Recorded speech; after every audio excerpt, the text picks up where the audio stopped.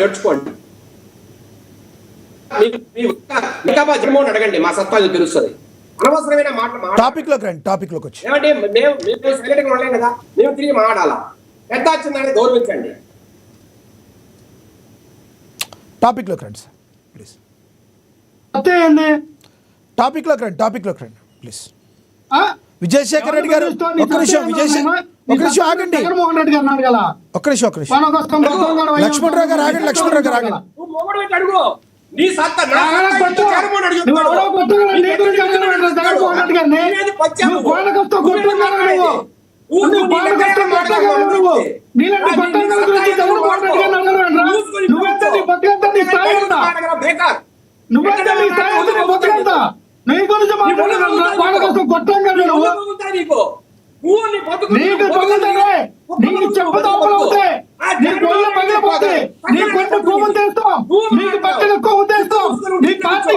వ్యక్తిగతంగా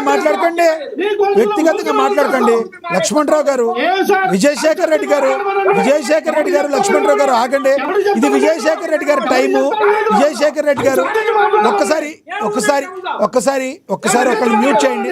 వైసీపీ ఆయన మ్యూట్ చేయండి. నేను మాట్లాడతాను ప్లీజ్. దయచేసి వైసీపీ ఆయన మ్యూట్ చేయండి.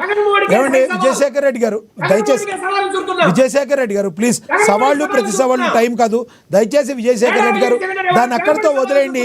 విజయశేఖర్ రెడ్డి గారు నేను ఆయన్ని మ్యూట్ చేశాను. దయచేసి కోపాన్ని కంట్రోల్లో చేసుకుని టాపిక్ లోకి రండి ప్లీజ్. నేను రిక్వెస్ట్ చేస్తున్నాను, టాపిక్ లోకి రండి. దయచేసి ఆయన మ్యూట్ చేశాను, టాపిక్ లోకి రండి ప్లీజ్. దయచేసి రండి, సబ్జెక్ట్ డివేట్ అయిపోతుంది. ప్లీజ్ టాపిక్ లోకి వచ్చి మాట్లాడండి విజయశేఖర్ రెడ్డి గారు ప్లీజ్. ఇప్పుడు దేని నాని గారు ఒక మాట అన్నారు, పవన్ కళ్యాణ్ ఎవరు అని. ఆన్సర్ చెప్తాను. ఎవరు దెబ్బ కొడితే దెబ్బ తిరిగి మైండ్ బ్లాంక్ అయ్యి 151 నుంచి పలకటి చెరుకు వచ్చాయో ఆయన పవన్ కళ్యాణ్. అట్లా పేరు చెబితే వైసీపీలో ప్రముఖమైన నాయకులు పవన్ కళ్యాణ్ గారిని అడ్డంగా తిప్పినోళ్ళు, రకరకాల మాటలు మాడినోళ్ళు, కనీసం అసెంబ్లీ గేట్ కూడా తాగలేకపోయారు, వారే పవన్ కళ్యాణ్. అట్లాగే ఎవరి పేరు చెబితే ఈ రోజు వీళ్ళ నాయకుడు జగన్మోహన్ రెడ్డి గారికి కనీసం ప్రతిపక్ష హోదా రాలేదు, వారే పవన్ కళ్యాణ్. ఈ రోజు 30 సంవత్సరాలు నేను సీఎం గా ఉంటా, నాకు ఎదురు లేదని విర్రవీగిన జగన్మోహన్ రెడ్డి గారిని ఇంట్లో బెంగళూరు ప్యాలెస్ లో కూర్చోబెట్టిన వ్యక్తి పవన్ కళ్యాణ్ గారు. ఇట్లా చెప్పుకుంటూ పోతే ఈ రోజు రాజకీయంగా ఎదుర్కోలేక పవన్ కళ్యాణ్ గారిని కాపులకి మిగతా వారికి మధ్య గలాటాలు పెట్టి కులాల కుంపట్టు రాజేసి అలిగాల్చుకోవడానికి ప్రయత్నిస్తున్నప్పుడు ఎవరికి అగెనిస్ట్ గా ఈ పనులు చేస్తున్నారు వారే పవన్ కళ్యాణ్. ఇట్లా చెప్పుకుంటూ పోతే అండి ఈరోజు సరిపోదండి పవన్ కళ్యాణ్ గారి గురించి. దేని నాని ఎక్కడ, పవన్ కళ్యాణ్ గారు ఎక్కడ, ఏమన్నా మాటలా? కనీసం ఏమిటి ఆడవారిని ముందు పెట్టి ఏమైనా బిజినెస్ చేసి ₹1 డబ్బు కొట్టేసి మచిలీపట్నం అంతా అవినీతిమయం చేసిన దేని నాని గారికి మాట్లాడే హక్కు ఉందా?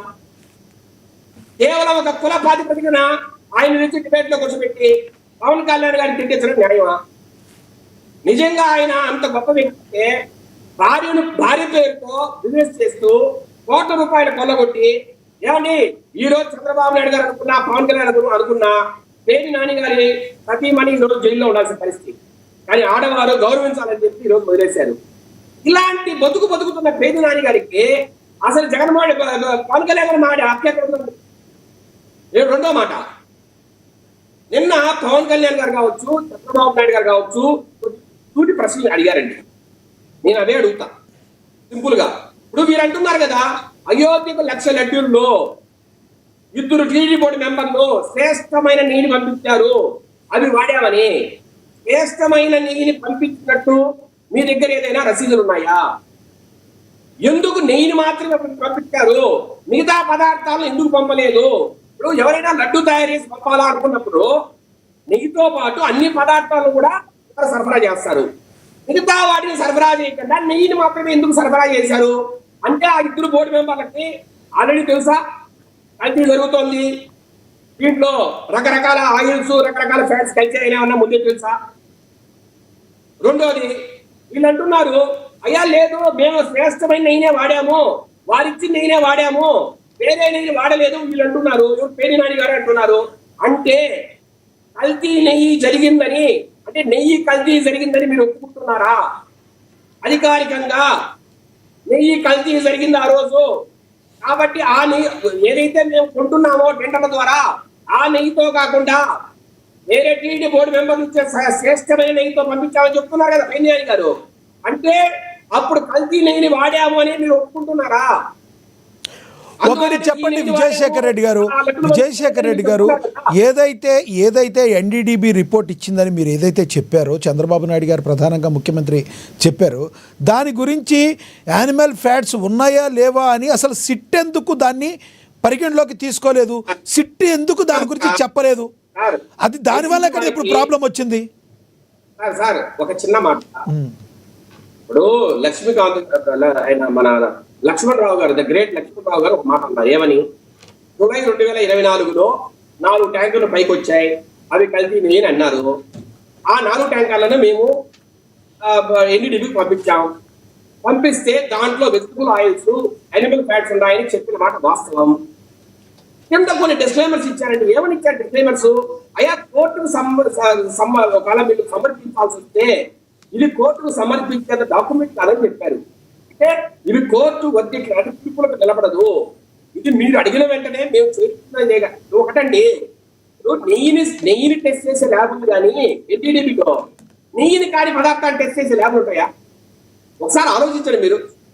ఇప్పుడు నెయ్యిని అంటే ఏదైతే ఒరిజినల్ నెయ్యి ఉంటుందో ఆ నెయ్యిని పంపిస్తే ఎన్డీడీబీ టెస్ట్ చేస్తారు. కానీ నెయ్యి అనే పదార్థం అంటే కొన్ని రసాయనాల్ని, కొంత పామాయిల్ కలిపి ఒక మిశ్రమాన్ని తయారు చేసి దాన్ని తీసుకెళ్లి ఎన్డీడీబీకి ఇస్తే వాళ్ళు ఖచ్చితమైన అంచనాలు ఎలా చెప్పగలుగుతుంది? నేను ఒక సూటికి అడుగుతున్నా. అయినా ఏం చెప్పారు? అయ్యా దీంట్లో ఇట్లా కలిసిన అవకాశం ఉంటుందని చెప్పారు. దాన్ని ఆ రిపోర్టుని చంద్రబాబు నాయుడు గారు ఎన్డీఏ మీటింగ్ లో చదివినారు. దీంట్లో తప్ప ఏంటి? రైట్. ఒకటి చెప్పండి, దీనికి ఎప్పుడు పులి స్టాప్ పడుతుంది? ఏపీలో అనేక అభివృద్ధి కార్యక్రమాలు జరగాల్సినవి ఉన్నాయి, ఎప్పటికి పులి స్టాప్ పడుతుంది? సార్ లక్ష్మీ గారు, సిట్టు దర్యాప్తులో వాళ్ళు ఏం చెప్పారు? ఎన్డీఆర్ఐ రిపోర్ట్ తీసుకొచ్చారు.